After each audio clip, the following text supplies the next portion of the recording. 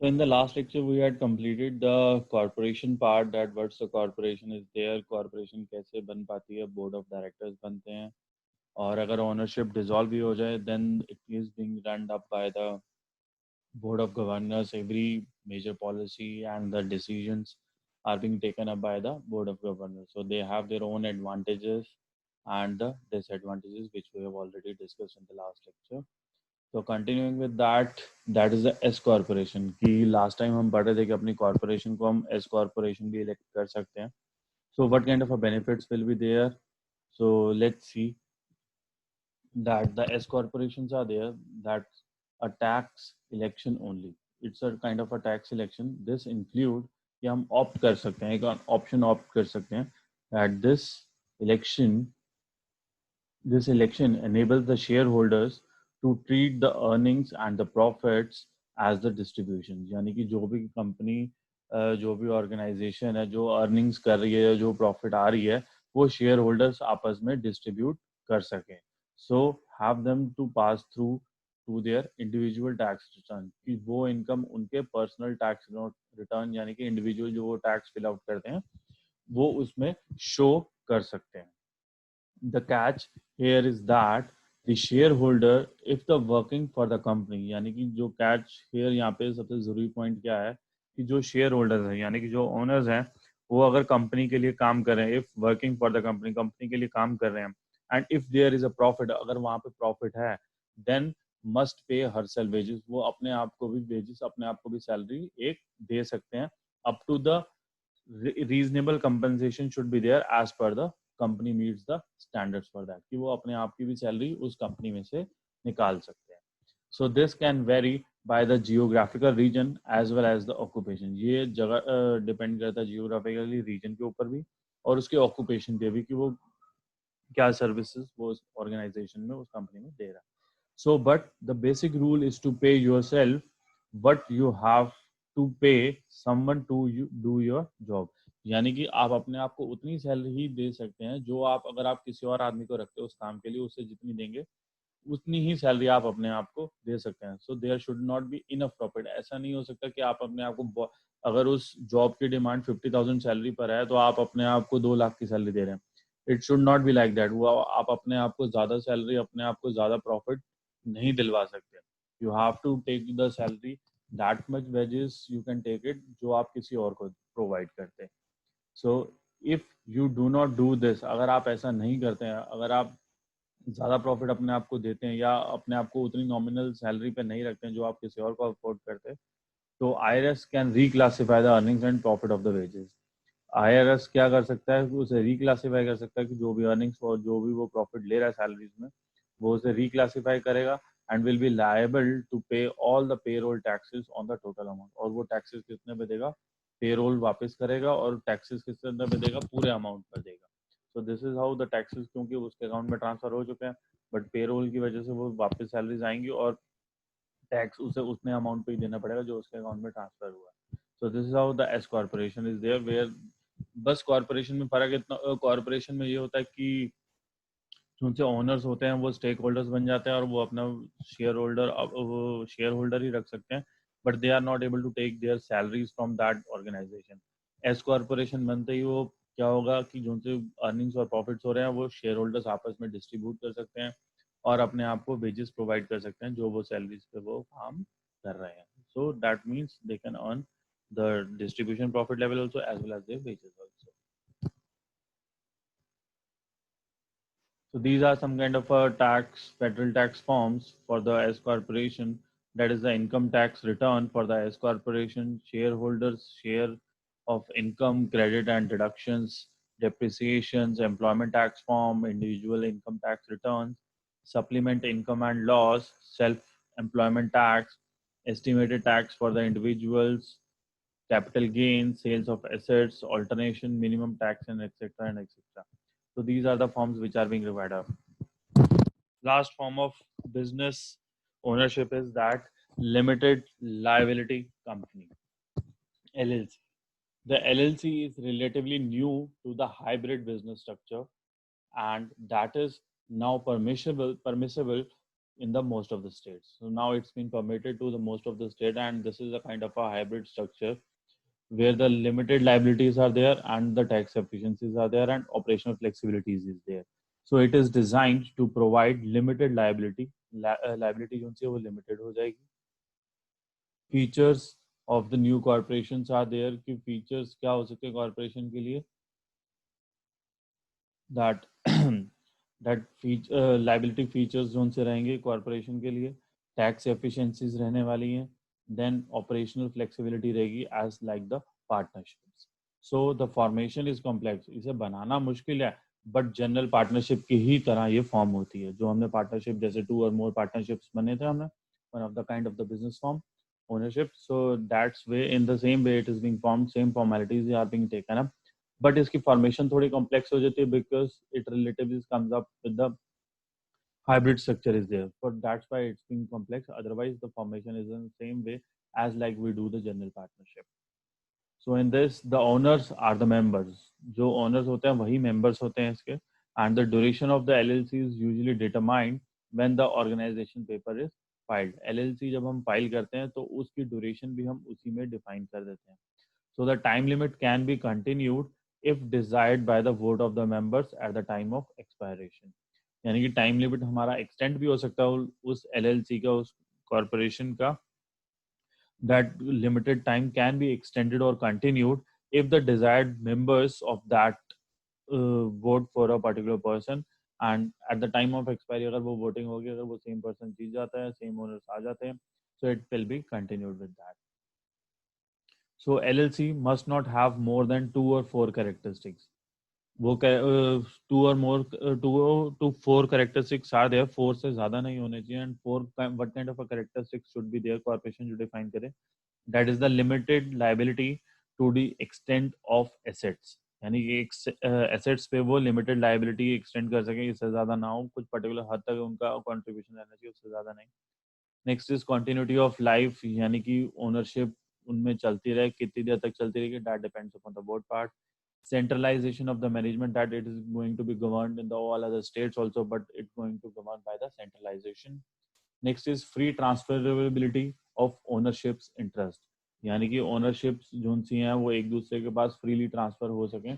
That it should not be considered some kind of restrictions on the person that he can be owner or he cannot be. It should not be like that. It should be freely transferable without any restrictions. That who is able to handle it out, it should be transferable to them. So federal taxes are there. The taxes taxed as a partnership. जैसे हमारे partnerships में हम सारे taxes लगाते थे, उसी same way में हमें partnerships लगाते हैं. Basic on the 2 or 4 characteristics. On that basis, we just apply those forms जो हमें fill out करने होते हैं. General partnership में जो हम fill out करते हैं, वही हमें LLC में ही file out करने होते हैं. Okay. So this was the end of the topic of this particular one. So we proceed to the next topic. Okay. So next topic is that is the promotion of venture. First one is that as per the opportunity analysis. Opportunity analysis यानी कि हमें opportunities find out करने हैं, हमें investigate करना है कि क्या क्या हमारे पास opportunities, क्या क्या हमारे पास terms and conditions रहने वाले हैं. So firstly हम study करते हैं what is the promotion of venture. Promotion of a venture means initiating all necessary efforts required to form a business. यानी कि एक business बनाने के लिए, एक business खड़ा करने के लिए कितने necessary efforts required हैं, that is particularly the promotion of venture. Promotion starts from the stage of conceiving an idea of forming an enterprise. जब से हमारे दिमाग में idea आता है, तब से इसकी promotion start हो जाती है. Because जैसे ही हमें idea आया, so we talk to our relatives, we talk to our family members that this is the idea which I had coming up in my mind कि हम इस तरह से कुछ कर सकते हैं, इस तरह से कुछ कर सकते हैं. So that is the promotional की जो आप अपने रिलेटिव्स के साथ कर रहे हो, देन फ्रेंड्स के साथ डिस्कस करते हो, देन एक्सपर्ट्स के साथ डिस्कस कर. So this is also a start, you can say the starting stage where you conceive an idea, वे जहाँ पे आपको आइडिया स्ट्राइक करता है, वहीं से उसकी प्रमोशन स्टार्ट हो जाती है. और एंड कब होता है प्रमोशन? एंड तब हो जाती है when with its actually being establish. जब वो एक्चुअली में एस्टैब्लिश हो जाता है वो आइडिया, तब तक उसकी प्रमोशन चलती रहती है. सो इफ इट नेसेसरी और desirable, that it's being registered as per the law, और वो तब तक चलती रहती है जब तक आप अपने बिजनेस को रजिस्टर नहीं कर लेते as per the government law. Okay. So this is the promotion of venture. As per, according to the CW Getzenbag, promotion may be defined as the discovery of business opportunities. Promotion किस तरह से define किया जा सकता है? Discovery of business opportunities. यानी कि the discovery of the opportunities कि हमारे पास और क्या क्या business के opportunities है, क्या क्या business कर सकते हैं, कहाँ पे कर सकते हैं, किस लोकेशन पे कर सकते हैं, कौन हमारे कस्टमर होंगे, क्या चीज होगी. सो वो सारी चीज फाइंड आउट करने पर ही that are being known as the promotion as per the mister CW. So and the subsequent organisation of the funds, क्या चीज उसमें फाइंड आउट करते हैं कि ऑर्गेनाइजेशन के लिए फंड्स कहाँ से आएंगे, प्रॉपर्टी कहाँ से आएगी, managerial abilities to into the business हमें वो भी डालनी पड़ेगी. कंसर्न क्या है हमारा? concern is that the purpose is to make the business in a profit form. यानी कि जो हमारा बिजनेस है वो सिर्फ प्रॉफिट फॉर्म में आ जाए. कंसर्न हमारा यही है, पर्पस हमारा यही है, बट हम डिस्कवरीज क्या कर रहे हैं कि उसके फंड्स भी कहाँ से आएंगे, प्रॉपर्टीज कहाँ से आएंगी, कौन सी मैनेजरियल एबिलिटीज चाहिए होंगी, और रिसोर्सेज भी, सारी चीजें हम will find out that discoveries और that opportunities are being the part of the that how we survey it out. So entrepreneur identifies, entrepreneur का काम है क्या? आइडेंटिफाई करना, अपॉर्चुनिटीज फाइंड आउट करना. अपॉर्चुनिटीज फाइंड कैसे करेगा? वो इन्वेस्टिगेट करेगा, investigates which them are profit yielding, की कौन सी चीज उसे प्रॉफिट प्रोवाइड करेगी in terms of economics. In terms of economics कौन सी चीज उसे प्रॉफिट देने वाली है, उस बेसिस पे वो उन चीजों को इन्वेस्टिगेट करेगा. तो क्या इन्वेस्टिगेट करेगा? If he finds the venture is profit yielding, then he is going to take the second step. अगर उसका जो ऑर्गेनाइजेशन वो सेटअप करने वाला है, अगर वो उसे प्रॉफिट प्रोवाइड करेगा तभी वो सेकंड स्टेप उठाएगा, अदरवाइज वो सेकंड स्टेप नहीं उठाएगा. तो second step is that collecting the important resources. क्या रिसोर्सेज उसे चाहिए होंगे उस सेटअप के लिए? That is the land resources, human resources, natural resources and the labor etc. So all such kind of resources are being required. और वो ये तभी करेगा जब उसका आइडिया जो उस पर सर्वे करेगा और उसे वो प्रॉफिट दे रहा होगा, तभी वो इन सब चीजों के लिए सर्च आउट, इन सब चीजों के लिए वो डिस्कवरीज करेगा, अदरवाइज वो इस स्टेप को भी नहीं उठाएगा. What is meaning of opportunity? Opportunity is a positive trend in external environment. एक external environment में opportunity क्या है? एक positive term, you can say एक positive term है opportunity find out करना. आप suppose आपने कोई business open करना है किसी market में, so you will find out ना कि opportunities क्या है. अगर मैं ऐसी यहाँ पे setup करूँगा तो मेरे customer कौन कौन होंगे, कहाँ तक मैं supply लेकर के जा सकता हूँ. ऐसा ना हो कि मैं पीछे इतने गांव में अपना बिजनेस सेटअप कर लूं जमीन लेकर के, जहां से मेरे को ट्रांसपोर्टेशन का चार्जेस इतना ज्यादा बढ़ जाए कि मेरा प्रोडक्ट जो सा प्रॉफिट की जगह वो माइनस में आना शुरू हो जाए. So that is all the things, that is external environment की हमें सारी चीजें वो सोचनी पड़ेंगी. So it is an attractive project idea which an entrepreneur accepts as the basis of investment decisions. यानी कि एंटरप्रेन्योर उस डिसीजन में इन्वेस्ट करता तभी करता है जब उसे कुछ प्रोजेक्ट में अट्रैक्टिव लगता है कि हाँ यहाँ से मैं प्रॉफिट निकाल सकता हूँ, this is going to be beneficial. यहाँ से मैं अगर सेल आउट करता हूँ, यहाँ पे मैं ये चीज सेटअप करता हूँ, ये सर्विसेज सेटअप करता हूँ, तो मुझे यहाँ से प्रॉफिट शेयर निकल करके आएगा and it will help to the society also. So the finding all the possibilities of a business, यानी कि सभी पॉसिबिलिटीज को फाइंड आउट करना अपने बिजनेस को लेकर के, and is generally regarded as the identification of the business opportunity. यानी कि पॉसिबिलिटीज को फाइंड आउट करने का मतलब ही यही है कि वो बिजनेस अपॉर्चुनिटीज को फाइंड आउट कर रहा है. merely that possibility is to be distinguished from the business opportunity. Main task क्या है कि पॉसिबिलिटीज को हमें डिस्टिंग्विश करना है बिजनेस अपॉर्चुनिटी से, कि पॉसिबिलिटीज क्या क्या है और उसके बाद हमारी अपॉर्चुनिटीज क्या क्या है. इन दोनों में डिफरेंस होना चाहिए. That has to be a difference in that. So a good business idea must be capable of being converted into the feasible projects. यानी कि एक जो सा अच्छा आइडिया है बिजनेस का, वो इतना कैपेबल होना चाहिए कि वो फिजिबली कन्वर्ट हो सके. सपोज करो ऐसे ही खाली पकाओ हमें पकाने हैं कि हाँ ये हो सकता है, ये हो सकता है, बट वो क्या रियलिटी में ऑन ग्राउंड प्रोसेस पे पॉसिबल है या नहीं है. We have to check out that feasibility level of that particular project also. So entrepreneurs generally have different possibilities. Entrepreneurs के पास डिफरेंट पॉसिबिलिटीज हैं. सिलेक्ट करना कि हाईएस्ट रिवॉर्ड हमें किससे मिलेगा उस चीज को एग्जीक्यूट करके. यानी कि वो ऐसी पॉसिबिलिटीज फाइंड आउट करेगा, ऐसी अपॉर्चुनिटीज फाइंड आउट करेगा कि वो बिजनेस को इस तरह से रन करे कि जिससे उसे मैक्सिमम प्रॉफिट, मैक्सिमम रिवॉर्ड्स वो अपने बिजनेस से निकाल पाए after setting up all the things. So thus a business possibility may take the shape of business opportunities. So जितनी भी business possibilities हैं वो किस तरह shape ले लेंगी? business opportunities की form में, जो कि fit बैठेंगी, एक commercially viable होंगी, यानी कि वो commercially setup हो चुकी होंगी, जिससे भी commercially उस business से वो opportunities के through profit share और earnings earn कर सके. So that is the term opportunity. Next is objectives of identification of business opportunities. An entrepreneur desires of investing on a project has to took the suitable opportunities.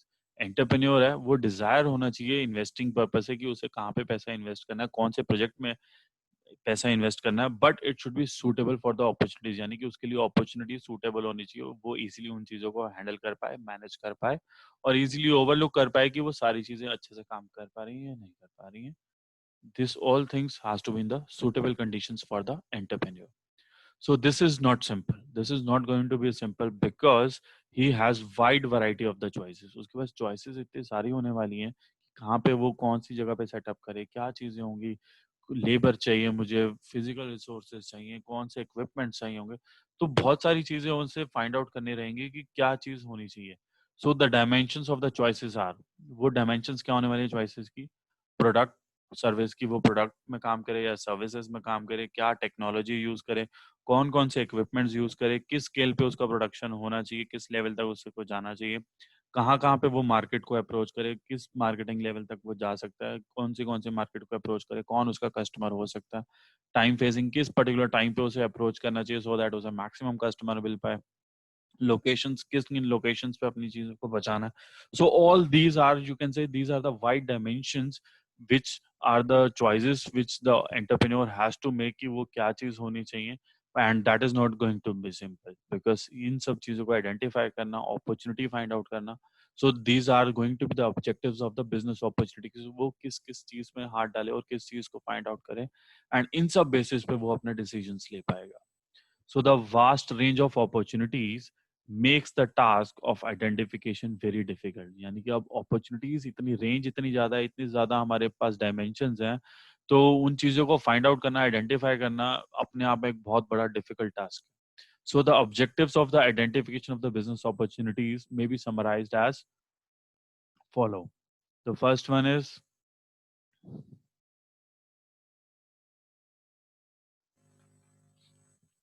to evaluate the possibilities of utilizing physical resources for a particular region from the technical angle. यानी कि हमें उन possibilities को find out करना है, utilize करना है अपने physical resources के अंदर कि जो उस region में easily technically हम उस चीज को use कर पाए.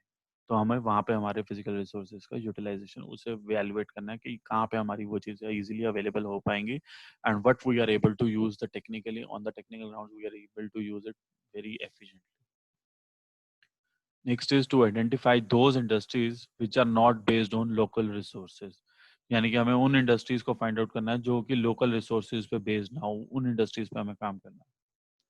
Next is to identify the industrial potentialities in a particular region and the country as a whole. यानी कि हमें कुछ इंडस्ट्री के पोटेंशियल्स को भी फाइंड आउट करना है, उस रीजन के अंदर क्या है और उस कंट्री के अंदर, सो इन दैट पर्टिकुलर वेज कि हमें उस सेटअप करना चाहिए कि जहाँ पे वो इजीली अप्रोच कर पाए और उस कंट्री में अच्छे से काम कर पाए.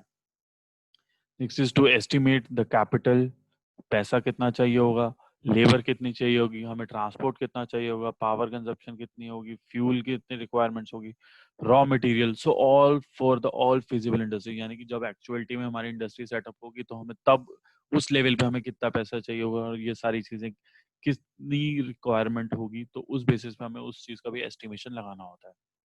Next is to explore the development possibilities. यानी कि हमें एक्सप्लोर करना होता है कि हम कितनी और डेवलपमेंट, कितनी और पॉसिबिलिटीज हैं, हम और कितना डेवलप कर सकते हैं in those particular region regarding to the agricultural part. Agricultural minerals की वहाँ पे कितने लैंड में अवेलेबल है, लेबर हमें अवेलेबल होगी नहीं होगी, irrigation regarding that particular. So ये these are the development possibilities of that particular region wise which we have to do it. Next is to identify those areas and the directions which are necessary for the balanced growth of the region. यानी कि अब मैं उस areas में उन directions अपने आसपास industries के directions में we have to make such kind of हमें identify करना होता है कि हम यहाँ पे अगर grow करेंगे तो हम और कितने level तक जा सकते हैं और अगर हमारे इंडस्ट्री में हमें काम करवाना है तो हमें और इस रीजन में कितनी डेवलपमेंट्स साथ के साथ लोगों की भी डेवलपमेंट होनी चाहिए और ऐसा ना हो कि हम जो कंपनी सेटअप करें वो पोल्यूशन इतना करे कि आसपास के लोगों को प्रॉब्लम सुनो there should be a balance growth of the region also कि जिससे हमारा वो एरिया भी ग्रो करे वो रीजन भी ग्रो करे वो स्टेट भी ग्रो करे उस लोग वहाँ में रहने वाले लोग भी ग्रो करें हमारी इंडस्ट्री भी grow so all those things we have to check it out for the balanced growth. Next is to evaluate the impact of financial resources. हमें देखना होता है evaluate करना होता है कि हमारे financial resources का हमारे ऊपर क्या impact रहने वाला है प्रोडक्शन अगर हम करेंगे तो उस प्रोडक्शन का impact क्या रहेगा कि मार्केट में कितनी जल्दी जाएगा कहाँ से हम कितनी जल्दी डिलीवर कर सकते हैं एम्प्लॉयमेंट हम कितनी एम्प्लॉयमेंट जनरेट कर सकते हैं और लोग हमारे यहाँ कितने आ सकते हैं it's easy to convenient for the people to join the industry so all those industrial development process we have to take the impact we have to evaluate that all those things